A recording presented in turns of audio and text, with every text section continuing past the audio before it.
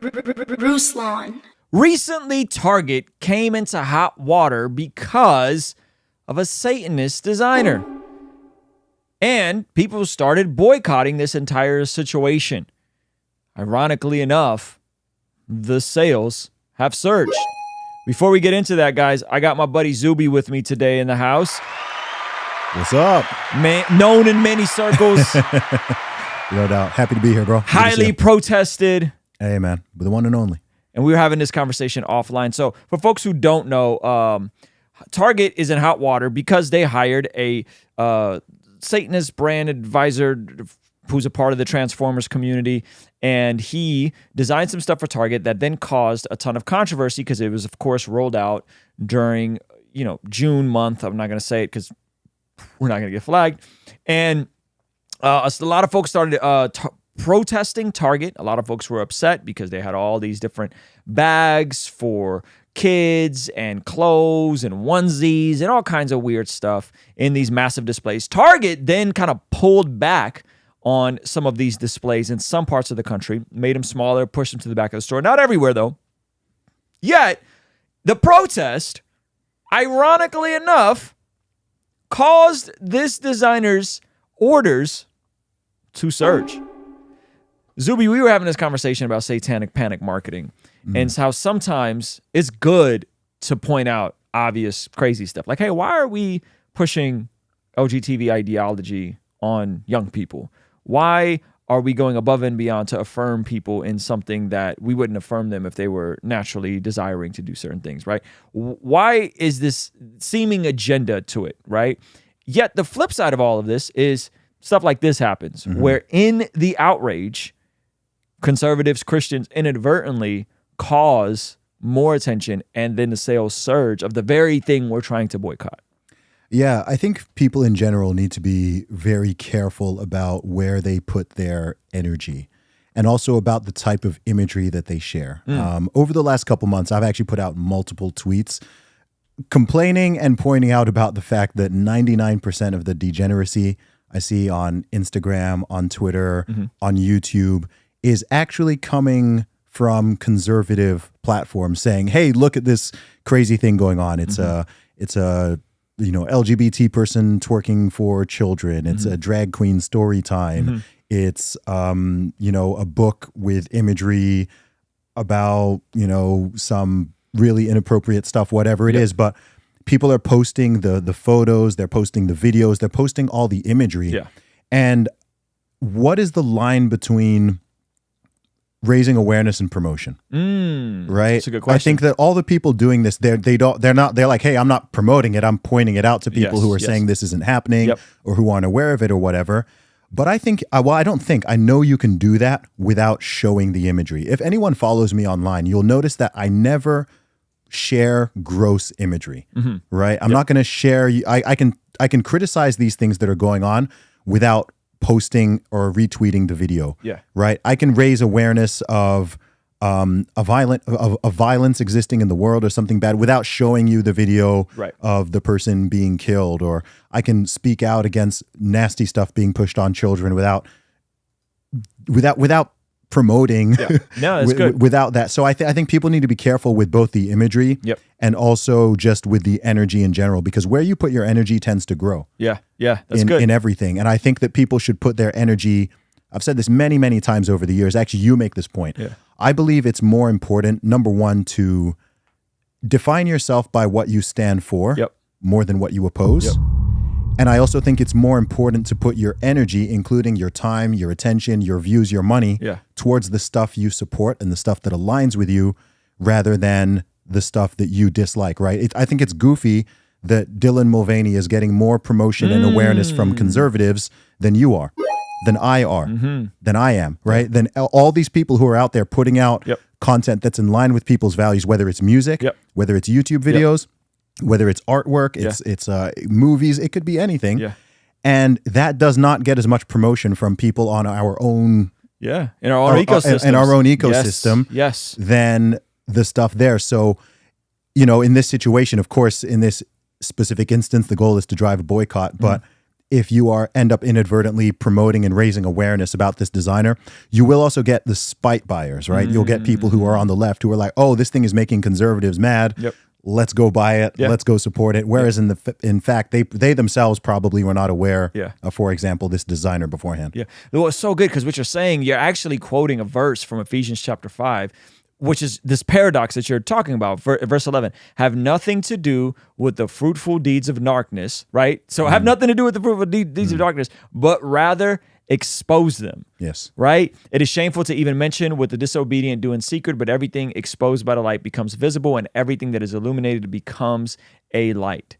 So have nothing to do with the fruitful deeds of darkness, but rather expose them. There's that tension, right? Yeah. How do we expose something and say, hey, like, do we really need to do like Transformers onesies for kids and put it in the front of the display? Like, is that really necessary?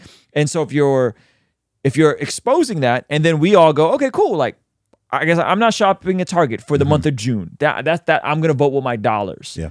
But then inadvertently, you can go and cross the line and promote it. Where do you think that line is? Because I think this is something that conservatives struggle with and Christians struggle with. Is sometimes we'll fall right into it, and it's the very thing that they want on the other end. I think Lil Nas X wanted Christians to be outraged over him twerking on the devil. Yes. And I think we fell right into it. And I think you can say, hey, there's this video where, like, I've never seen that video. And I certainly have not shared any images or video clips from it, and I wouldn't. Right? Just like I'm not going to share, I criticized that Cuties movie when it came out a couple years ago. Yeah. But I didn't post video. I didn't post video of it. Right. I didn't post the images. So I think imagery is important. Yeah. Right. Just like, look, there's a lot of violence that happens in this world. Terrible things happen every single day. I don't want to see the videos of it. I'm not trying to see videos of people being murdered or being beheaded. Like I don't need to see the imagery. Yes. And have that in my brain and imprinted in my mind to condemn it. Exactly. So I think you can say, hey, look, this is going on and this is wrong and this is bad. You could even, if need be, you could have a link. Look, if you want to see exactly what this is, here's a link. But social media is so visual. I've had it where literally I open Instagram and there's, a drag queen gyrating on the screen. And it's from a conservative saying, hey, look at what the left are doing. And I'm like, I don't want this on my Instagram. That's good. I've actually muted and unfollowed people because all they are sharing is all this type of content. And these are people who are on the right. I'm not getting it from left-wing accounts. And I know that I think the intention is good. But as you know, especially on the internet, the algorithm doesn't care whether you like or you dislike something. If you're spending time watching it, if you're commenting, if you're outrage clicking, it's going to keep feeding it to you because that's still a positive sign. And again, maybe people don't know how these algorithms work or think about it, but it's still inadvertently you are driving the energy, attention, and sometimes even money towards that thing just by paying so much attention to it and by retweeting it and sharing it. Like I said, why not find something that you actually really like, someone putting out a great message, it's in alignment with you, share the heck out of that thing. Give it a like, support it, subscribe, all that stuff. Before we go into some of the potential changes that could happen and things that we could do different specifically, I got to show you guys something real crazy. Hey, you want to see something crazy? Over 50% of the people who watch this channel are not subscribed. And out of the people that are subscribed, less than 10% actually have their bell notification on. So do me a solid. Please make sure you hit that subscribe button. Make sure the bell notification is turned on so you don't miss anything we got going here. All right? Peace. And while you're at it, smash that like button. I'm here with my friend Zuby, and we're talking about this entire kind of satanic panic marketing. All press is good press, inadvertently serving the algorithm of the thing we're against. What do you... Like, how has this shift happened in you personally? Because we were talking a bit, and you're like, yeah, like I don't really do. I'm going to talk about a bunch of culture war stuff, right? And it seems like you've intentionally got tired of saying the same thing over and over again. That's really common sense, but sometimes can just get exhausting to talk about. Yeah, well, it's a difficult one because some of these culture war issues, social issues, political issues have been put in your face and are reaching such a crazy level that ignoring it is not a good answer. Correct. And that, by the way, that's not what we're saying. Target lost $9 billion. That's a W. That's a good thing. What we're talking about is when you get so specific and myopic with talking about the issue that this dude's whole life has changed for the better, and he's making way more money than had we not been so specific of pointing out that he's a Satanist and he's a part of the transfer community. And sharing images of his clothing. Yes. Right? People literally promoting. Like, I had never seen that before, right? I didn't know who this person was. I'd never seen his, her, whoever's clothing. Yep. And now I'm literally seeing the image, not just, oh, this thing is happening and you can go check it out, or you should boycott Target, but I'm now seeing, okay, I'm seeing all these images. And like I said, people don't give as much energy and attention and promotion, I will use the word promotion, to the stuff that they claim to be in line with or are in line with. In fact, sometimes you even get the opposite, right? And by the way, this is the exact reason why I subscribe to you on Patreon. This is why I support the Daily Wire. This is why I subscribe to, I'm like, hey, I've got money. Let me put money towards creators that I do like. Oh, my friend is releasing a new book. Cool. Let me go and buy it. My friend's putting out an album. Let me go and support that. Right? Rather than just going, hey, look, there's all this demonic and nasty and horrible music out there, and I don't like that, and I don't like that, and oh, look, here's a picture of Sam Smith on stage. Why are you promoting Sam Smith and you're not promoting Ruslan's new single? Yeah, and that's a good point. And I think that, to me, is the solution. And I think we've seen a little glimpse of it. Again, Daily Wire's conservative. They're not Christian, so this isn't an endorsement of everything Ben Shapiro's ever said or done. But the fact that they have Jerry's Razors, the fact that they got, Jerry's Chocolate, they've been able to completely branch out and do all sorts of other things that are giving people an alternative way to support and also putting out better product in the marketplace, which I think that's how everybody wins. Is like, yeah, I don't think we should go and spend our money with brands that hate us, but what is the opposite of that? What is the inverse of that? How about we go and support the creators and the businesses that we do get behind? Yeah, absolutely. People need to think a lot about how much people should value their time, energy, and money more than they do. Because whatever you feed with those things, we live in an attention economy. I can't hammer this enough. So whatever you feed with your energy, with your attention, with your time, especially with your money, it will grow. It's gonna grow. So you can starve the things that you want to starve and wither. And then the things you want to blossom and flourish, from individuals to groups to companies to whatever it is. It could be a film. It could be going out and watching a movie that's in line with your values rather than just criticizing the one that isn't. And you can do both, but at least do both, right? Don't be that person. At least do both. Yeah, at least do both. I think, a problem that a lot of conservative and religious people can have, and conservative and religious tend to overlap, is being overreactionary. Right? Just focusing on reacting. And when that happens, you can actually then end up being controlled by people who you don't like and things you're not against. Because then they can just say, oh, okay, let's throw this out there.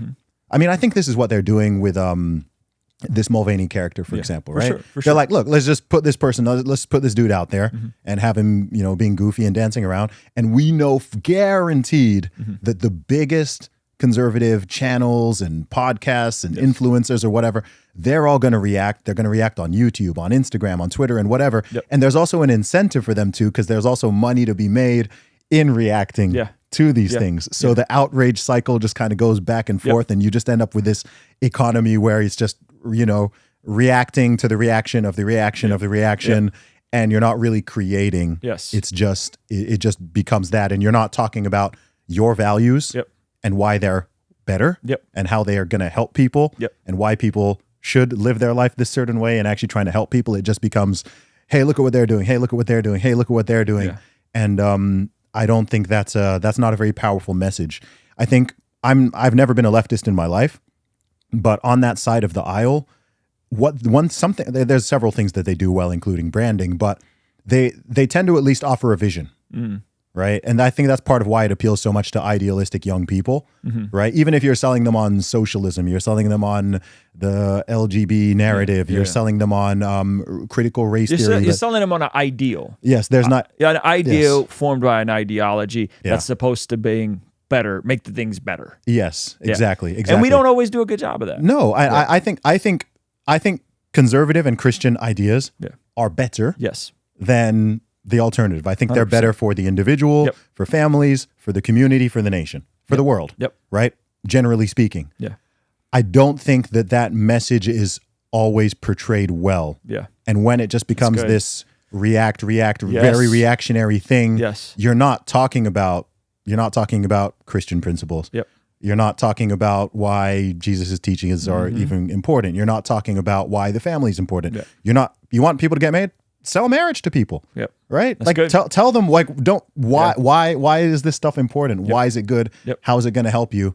And I think we need to do a better job of that. I think people are catching on to this. I am seeing lots of signs of more creativity starting to come out of those areas, but there's still a long way to go. Well, listen, guys, I'm here with Zuby. We're going to shift to our after party here in just a second, and we're going to be talking about all this stuff, his experience, specifically his faith. Some of you guys are wondering, is Zuby a Christian? I've seen him here and there. I've seen him on Joe Rogan. We're going to be talking about what it's like being single and a high-value man.